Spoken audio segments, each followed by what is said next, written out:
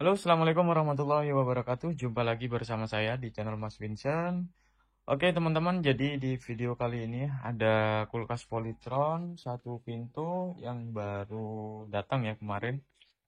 Ini kulkas Polytronnya.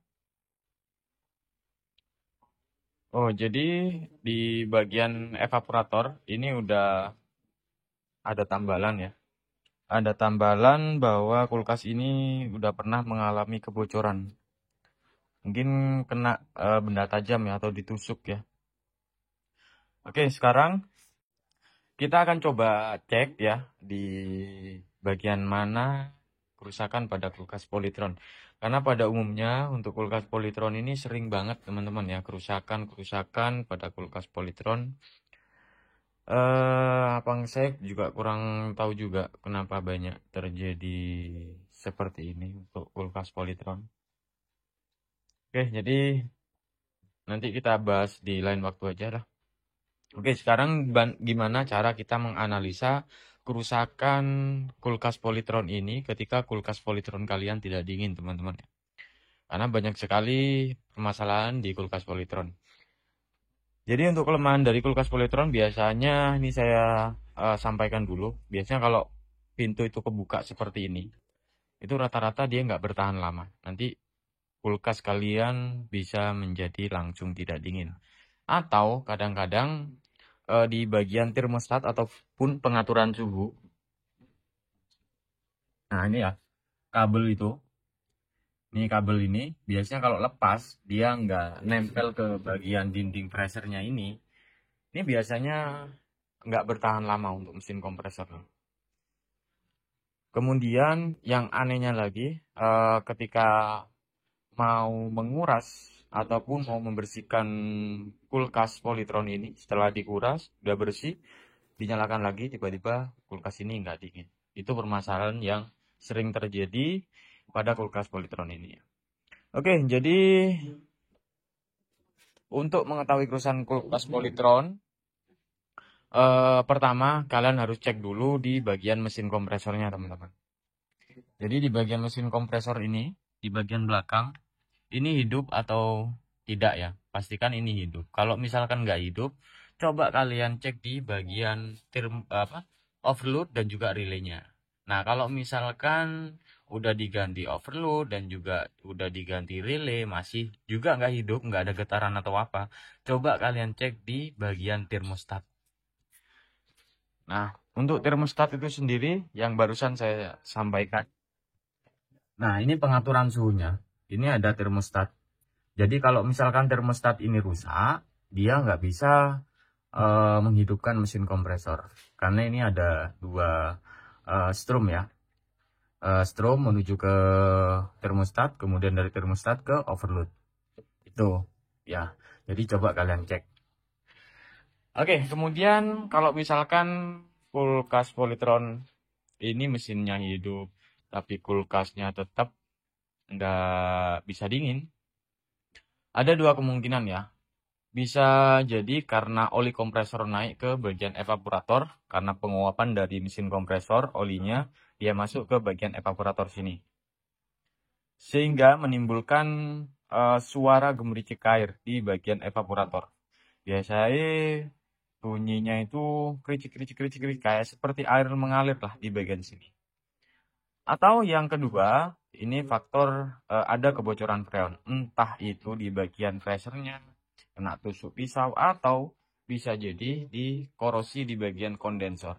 Karena di bagian bodi kulkas ini ada kondensor, jalur kondensor. Ini biasanya. Makanya dia panas. Nah, ini kan nggak panas ya, nggak panas karena freon udah habis. Besar kemungkinan ada kebocoran di bagian evaporator atau di yang lainnya. Nah, solusinya seperti apa ketika terjadi oli kompresor naik ke bagian permukaan atau di dalam sistem sirkulasi pendingin? Yaitu solusinya harus kita flushing menggunakan metil. Jadi flushing, kemudian diisi ulang, filter diganti. Udah itu aja. Tapi kalau misalkan ada kebocoran di bagian evaporator, ya kalian tempel kalau misalkan masih bisa kita tambal. Kemudian kalau di bagian kondensor, itu nggak bisa ya. kita harus menggunakan kondensor eksternal. Biasanya ditaruh di bagian belakang sini. Di bagian belakang sini. Nah, untuk ukuran kondensor itu sendiri, ini macam-macam ya. Kalau yang besar seperti ini, bisa kalian gunakan 10 ya, 10. Atau kalau misalkan gunakan yang 12, itu boleh kalian kurangi 1 meter aja. Itu udah cukup. Beda dengan kulkas Polytron yang kecil-kecil seperti ini. Karena kan setiap kulkas Polytron itu kan punya ukuran ya. Ada 15, 16 apa? 15, 16, 18 atau berapa itu? Pokoknya ada 3 ukuran ya. Ini khususnya untuk kulkas Polytron yang model kaca seperti ini, tempered glass ini. Kalau yang lama itu kuat ya. Kemudian untuk permasalahan dari kulkas Polytron ini, dia harus langsung diperbaiki ya. Jadi kalau misalnya nggak langsung diperbaiki, dia akan menimbulkan korosi teman-teman. Tanda-tanda korosi itu ada banyak teman-teman ya. Biasanya kalau kita tambal di bagian sini, nanti dia timbul ke sisi lainnya. Kemudian tanda-tandanya juga itu sudah ngelembung seperti ini nih. Jadi mengembang. Tuh. Ini aja udah mengembang tuh, besar banget. Beda dengan yang ini. Ini kan masih tipis tuh. Nggak ngembung lah kayak gitu. Nggak hamil. Ini kalau udah hamil seperti ini nih nggak awet. Kalau dipaksa nggak bertahan lama teman-teman. Oke, jadi seperti itu teman-teman ya. Jadi sekarang kita akan coba analisa lagi kenapa udah di servis masih kulkas ini masih tidak dingin. Yang pertama kita cek di bagian tambalan dulu. Nah, kalau tambalan seperti ini menggunakan apa namanya lem besi, ini nggak bertahan teman-teman, nggak bertahan lama karena ini uh, udah pernah saya pakai cara seperti ini dulu ya, tapi masih lebih kuat lem LTCO sama bedak ya, masih kuatan itu sampai 1 tahun lebih lah. Kalau ini biasanya nggak bertahan lama. Karena untuk lem kulkas tuh sudah ada Alu Platinum ya. Udah banyak lah lem-lemnya lah.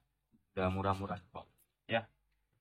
Yang pertama ini mungkin oh ya, ada rembesan ya. Nah, kemudian seperti ini teman-teman. Di bagian kompresor ya, kondensor ini. Ini saran saya jangan terlalu panjang-panjang lah kalau begini. Ya sebenarnya sih nggak masalah teman-teman ya, cuman kurang bagus saja ya. Kurang bagus kalau misalkan pengelasannya seperti ini. Nah, atau di shop lah. Kalau pengen bagus untuk pengelasan itu menggunakan fluk, jangan borak. Nah, kalau yang seperti ini kan bagus ya. Oke, setelah itu ini ya. Ini filternya nggak diganti, mungkin di flashing saja teman-teman ya, di flashing di bagian kondensor. Setelah di flashing, kemudian di flashing juga di bagian evaporator ya, evaporator. Ini nggak diganti. Nah, kenapa harus kita ganti ketika udah kita flashing di bagian kondensor? Karena meskipun udah bersih, nanti ada penguapan air di bagian mesin kompresor, bagian keluar gitu. Itu yang menyebabkan nanti kulkas kalian bisa buntu. Nah, kemudian yang satu lagi, ini penyambungan pipa kapiler. Penyambungan pipa kapiler tuh kalau bisa jangan seperti ini. Ini rawan nih teman-teman. Rawan buntu kalau udah seperti ini. Mendingan kalian beli pipa kapiler yang agak besar, sekiranya dia masuk langsung. Baru kalian sok. Itu ya. Caranya seperti itu. Nah, ini mesin kompresor nyala, tapi ya nggak dingin. Kalau misalkan kita kerjakan seperti ini, kalau misalkan saya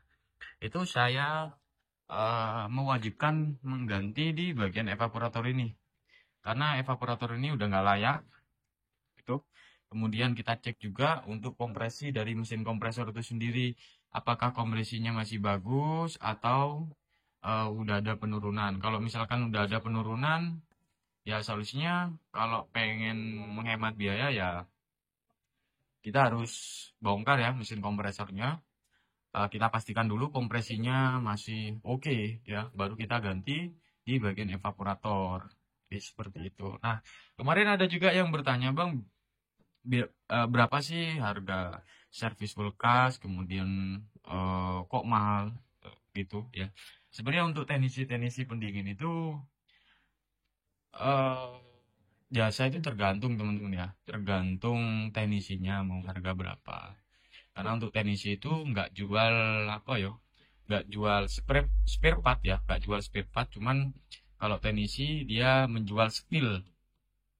Nah, makanya dia mahal. Ada yang menjualnya murah, ada juga yang menjual mahal. Kalau dihitung-hitung, kalau misalkan perbaikan kulkas seperti ini kan untuk spare partnya murah. Untuk freon aja berapa? Kalian udah tahu semuanya lah. Untuk penambalan lemnya udah berapa, metilnya udah berapa, udah gitu nggak semua itu. Cuman kadang-kadang kita itu nggak menjual itunya gitu.